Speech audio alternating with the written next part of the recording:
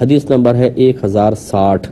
حضرت مغیرہ بن شعبہ رضی اللہ تعالیٰ عنہ کہتے ہیں کہ جس دن حضرت ابراہیم یعنی نبی کریم صلی اللہ علیہ وسلم کے صاحبزادے فوت ہوئے تو لوگوں نے کہا کہ ان کی وفات کی وجہ سے سورج کو گرہن لگ گیا ہے۔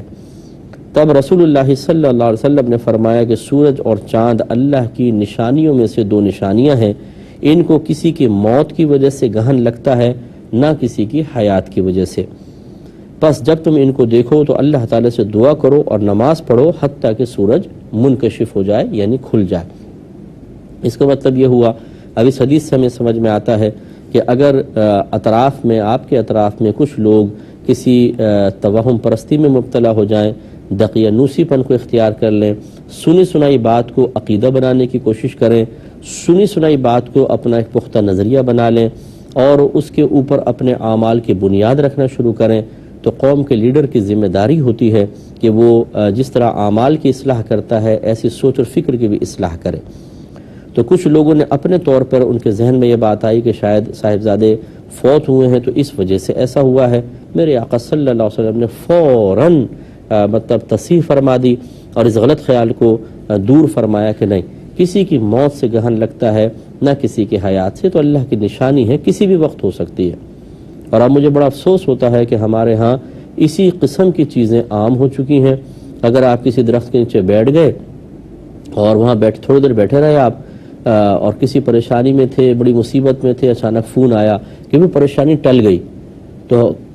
لوگ فوراً کہتے ہیں یار اس درخت کے نیچے بیٹھا تھا نا پریشانی ٹل گئی، اس کا مطلب درخت بڑا بابرکت ہے۔ بس اس نے جا کے 4 کو بتایا، 5 کو لوگ جمع ہو گئے۔ اب اس درخت پہ دھاگے باندھ رہے ہیں، اس پہ رسیاں باندھ رہے ہیں، منتیں ماننا شروع ہو گئیں۔ پھر جو موقع پرست ہوتے ہیں وہ ایک آدھ بابا وہاں پر آ کر بیٹھ گیا، اپنے سسر کو پانی کی بوتلوں کی دکان کھلوا دی اور سالے کو انڈے کی دکان کھلوا دی، جو آ رہا ہے چلو جی بوتل لاؤ اس پہ دم کریں، انڈے لاؤ دم کریں، سلسلہ شروع ہو گیا۔ تو یہ کہاں سے کنیکشن نکالا آپ نے فوراً کہ آپ کا کام ہوا تو جی درخت کی وجہ سے ہوا ہوگا اور فلاں چیز سے ہوا فلاں چیز سے۔ جب تک قرآن و حدیث نہ کہے اس وقت تک اس طرح کی توہم پرستی کی بالکل اجازت نہیں ہے، چاہے وہ فائدے کے حصول کے اعتبار سے ہو چاہے نقصان کے اعتبار سے۔ مثال کے طور پہ آپ نے کہا یار جب بھی میں ادھر سے گزرتا ہوں نہ کوئی نقصان ہوتا ہے، اس کا مطلب راستہ منحوس ہے۔ بھئی کہاں سے نکال لیا آپ نے یہ نتیجہ؟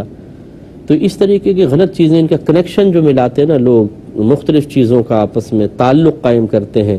کبھی اچھائی کے اعتبار سے اور کبھی برائی کے اعتبار سے، خدا را اس چیز کو چھوڑ دیجئے، اس سے خرابیاں پیدا ہو رہی ہیں۔ اور اسی وجہ سے جب ہم اتنے دقیانوسی ہو جاتے ہیں، توہم پرست ہو جاتے ہیں،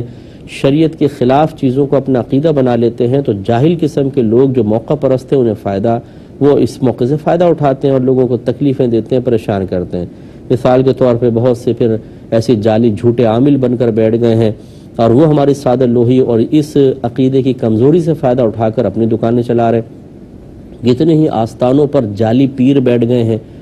کہ اچھے جو پاکیزہ پیر ہیں وہ چونکہ ایسی باتیں کرتے نہیں ہیں، تو یہ جعلی پیر لچھے دار باتیں کر کے وہ پھنسا کر وہ لوگوں سے فائدہ حاصل کر رہے ہیں۔ اور اسی طریقے سے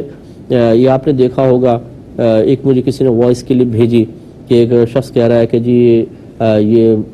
ایک سچا خواب ہے جو فلاں نے دیکھا ہے اور اس میں نبی کریم صلی اللہ علیہ وسلم نے ارشاد فرمایا کہ یہ کام کرو، یہ دعا آپ لکھ کر 15 آدمیوں تک پہنچاؤ، 20 آدمیوں تک پہنچاؤ تو تمہیں انعام ملے گا اور 7 دن کے اندر کوئی خوشی نصیب ہوگی، اور ایسا اگر نہیں ہوا تو اور اگر تم نے ایسا نہیں کیا تو بہت بڑی مصیبت میں پھنس جاؤ گے۔ اب چونکہ ہم توہم پرست ہیں، وہی میں نے کہا ہم کمزور عقیدے کے لوگ ہوتے ہیں، فوراً پھر وہ پوچھتے ہیں استاد اس کو فارورڈ کر دیں۔ پہلے آپ یہ دیکھیں یہ چیز تھی کاغذوں کے اوپر، ہم نے بچپن میں دیکھا کہ وہ بنگالی بابا ہے، کوئی مدینے گیا، اس کو ایک آواز آئی روضہ انور سے، تو اب اس کو فوٹو اسٹیٹ کرا کر پتہ نہیں کتنے آدمیوں تک پہنچاؤ۔ اب آپ نے اگر 100 آدمیوں تک پہنچا دی، اب ہر آدمی اس کو پڑھتا ہے، وہ 100 کو پہنچائے۔ اب جدید دور آ گیا، اب گویا کہ خواب میں پرچہ نہیں، اب فارورڈ کریں اس میسیج کو، اب یہ چیز آ گئی۔ تو اسی سے آپ اندازہ کر لیں کہ یہ کس طریقے سے ڈرامے بازیاں ہوتی ہیں، اور اس میں زیادہ تر وہ سادہ قسم کے لوگ پھنس کر بعض اوقات مشقت میں پڑ رہے ہیں، دوسروں کو مصیبتوں میں مبتلا کر رہے ہیں، اور بسا اوقات اپنی عزتیں لٹوا رہے ہیں، اور ہزارہ روپے لاکھوں روپے ضائع ہو رہے ہیں انہی چیزوں کی وجہ سے۔ دین نہیں سیکھتے ہیں، قرآن حدیث پر اعتقاد مضبوط نہیں ہے۔ اس لیے میں گزارش کرتا ہوں میرے آقا صلی اللہ علیہ وسلم کی اس تلقین پر توجہ فرمائیں، خاص طور پہ جو ہمارے بھائی بہن ہمیں سن رہے ہیں، مضبوط عقیدہ رکھیں، اس قسم کی سنی سنائی باتوں پر اعتقاد نہ رکھیں جب تک کہ قرآن و حدیث سے اس کو تائید حاصل نہ ہو جائے۔ مثال کے طور پہ کوئی کہتا ہے بھئی ایسا ہے، تو آپ کہیں کہ اچھا پہلے میں اس کی تصدیق کر لیتا ہوں، اس کے بعد پھر میں آپ کو یس یا نو کروں گا۔ تو پھر آپ کہیں نہ کہیں سے تصدیق کریں، قریبی آپ کے علماء ہوں گے، ان سے آپ رجوع کریں اور ان کو وہ حدیث پہ پیش کریں۔ اگر حدیث بتائی گئی ہے یا کوئی بات عقلاً کہی گئی ہے تو اس کو ان کے سامنے پیش کر کے پوچھیں اس کی شرعی حیثیت کیا ہے، وہ جو بتائیں اس کے مطابق عمل کریں۔